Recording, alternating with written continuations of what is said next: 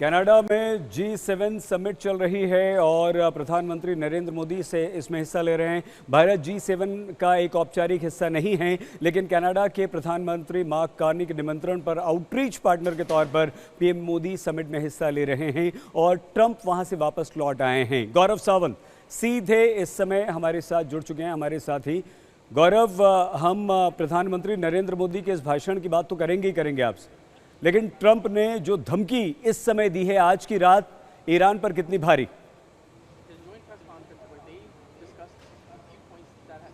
बेहद भारी होने की उम्मीद है, इसलिए कि इसकी तीन बड़ी वजह है। एक, अमेरिका के 3 एयरक्राफ्ट कैरियर बैटल ग्रुप्स वो हिंद प्रशांत महासागर में है। इसमें यूएसएस निमित्ज और कार्ल विंसन शामिल है, पहली बात। दूसरी बात, अमेरिका के B-52 बॉम्बर्स सबसे ज्यादा बड़े हथियार ले जाने में सक्षम उनके जो स्टेल्थ बॉम्बर्स हैं, जो GBU-57, जो इकलौता विश्व का ऐसा बम है जो फार्दो में ईरान की 90 मीटर गहरी जो सुरंगें हैं, जिनमें उनकी परमाणु टेक्नोलॉजी है या इनरिच्ड यूरेनियम की है, वहां पर छिपा के रखा गया है, उसे ध्वस्त करने में पूरी तरह से सक्षम वो GBU-57 बमों से लैस B-52 बॉम्बर्स इस समय डिएगो गार्सिया बेस पर है। उसके अलावा F-15 और F-16 लड़ाकू विमान वो सेंट्रल एयर कमांड की ओर बहरीन की ओर उड़ान भर रहे हैं। उनके टैंकर मिड एयर रिफ्यूलिंग के लिए वहां जा रहे हैं। तो यह दिखाता है कि अमेरिका के 3 carrier battle groups, B-52 bombers की फ्लीट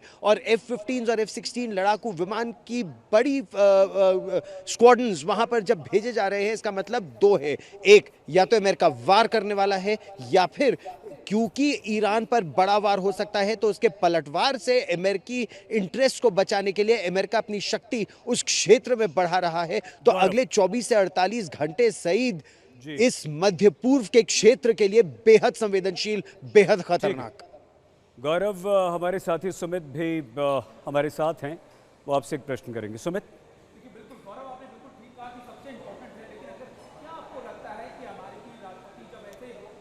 को कट शॉर्ट करके आए, क्या वो सच में एक साइकोलॉजिकल वॉरफेयर ही खेल रहे हैं, साइकोलॉजिकली प्रेशर डालना चाहते हैं ईरान पे, या सच में अमेरिका अब सीधे तौर पर ईरान को जवाब देना चाहता है, क्योंकि उसको लगता है ये सबसे सटीक मौका है ईरान को उसके न्यूक्लियर पावर्स को आपका कह सकते हैं निष्क्रिय करने का या फिर कम करने का?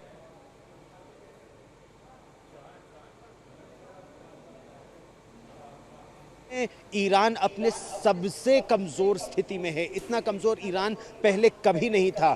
सिस्टमैटिकली एक बहुत ही सुनियोजित रणनीति के तहत ईरान के जितने भी समर्थक और सहयोगी थे, पहले हमास, फिर हिजबुल्लाह, फिर हूथी विद्रोही और फिर सीरिया में असद सरकार, सभी को ध्वस्त कर दिया गया है। तो ईरान की मदद करने के लिए कोई इस समय सामने नहीं आ सकता है। ईरान की अपनी मिसाइल पावर, उसकी एयर डिफेंस पावर पूरी तरह से ध्वस्त कर दिए गए हैं। यानी ईरान के ऊपर अगर इतनी आसानी से इजराइल के F-16 लड़ाकू विमान न केवल ईंधन भर सकते हैं बल्कि मिसाइल से बमबारी कर सकते हैं। उनके 2-2 आर्मी चीफ्स को 4 दिन के अंतराल में खत्म किया जा सकता है। इस्लामिक रेवोल्यूशनरी गार्ड कोर के न केवल कमांडरों को बल्कि इंटेलिजेंस चीफ्स को खत्म कर दिया जाता है। और अमेरिका के राष्ट्रपति सीधे तौर पर यह धमकी दे देते हैं कि अगर हम चाहें तो अयातोल्ला अली खमेनी को खत्म कर सकते हैं, हमें मालूम है वो कहां है, बस हम उन्हें मारना नहीं चाहते हैं। इससे बड़ा संदेश नहीं हो सकता। फिर यह कहना कि तेहरान के जो 14 मिलियन नागरिक हैं वो तेहरान छोड़ दे। सुमित, आप जमीनी स्थिति इस समय देखिए,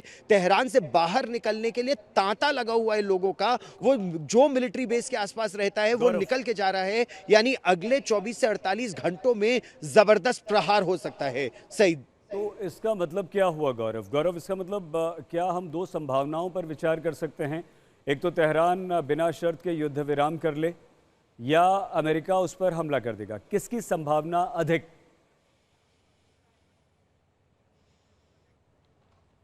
तो अगर ईरान अभी युद्ध विराम मान भी जाए तो अमेरिका और इजराइल युद्ध विराम नहीं मानेंगे। उनका यह कहना है कि ईरान को लिखित में देना होगा कि वो यूरेनियम का संवर्धन अपने देश में नहीं करेगा। 60% यूरेनियम का संवर्धन करने की अनुमति उसके पास है, जो शांतिपूर्ण परमाणु इस्तेमाल यानी बिजली या ऊर्जा के लिए वो कर सकता है। लेकिन इजराइल को खतरा इस बात का है कि अब वो 90% संवर्धन करना चाहता है, जो वेपन्स ग्रेड यूरेनियम है, जो केवल हथियारों के लिए इस्तेमाल किया जा सकता है।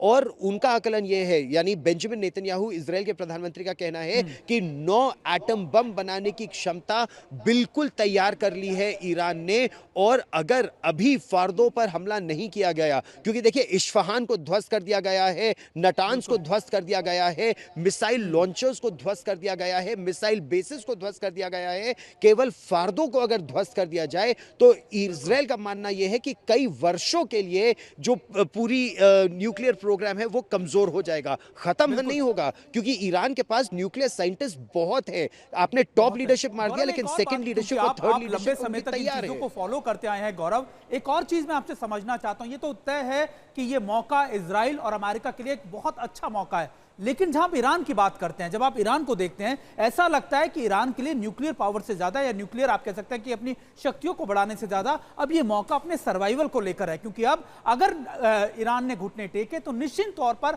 अमेरिका और इजराइल मिलकर ना सिर्फ उसके न्यूक्लियर पावर या न्यूक्लियर प्रोग्राम्स को रोकेंगे, बल्कि अब सीधा खतरा उसके सुप्रीम लीडर को लेकर है, उसकी उस रिवोल्यूशन को लेकर है जो 1979 से लगातार ईरान के अंदर एक बड़े बेस के तौर पर देखा जा रहा था। गौरव,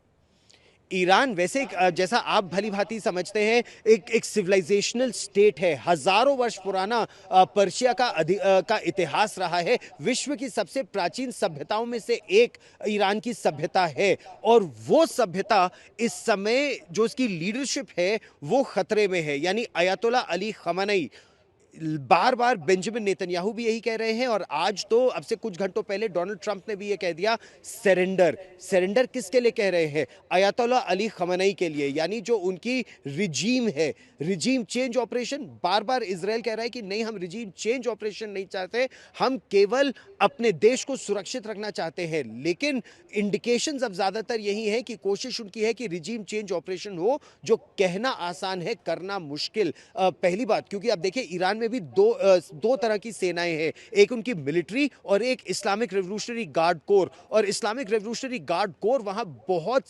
शक्तिशाली बनाया गया है, लेकिन यही उनकी एक वीकनेस भी है, कमजोरी भी है कि ईरान की सेना अपने देश की सुरक्षा करने में सक्षम नहीं है। जब आर्मी चीफ 2 बार मारे जा चुके हैं 4 दिन के अंतराल में, यह दिखाता है कि वो देश कितना कमजोर है। सईद,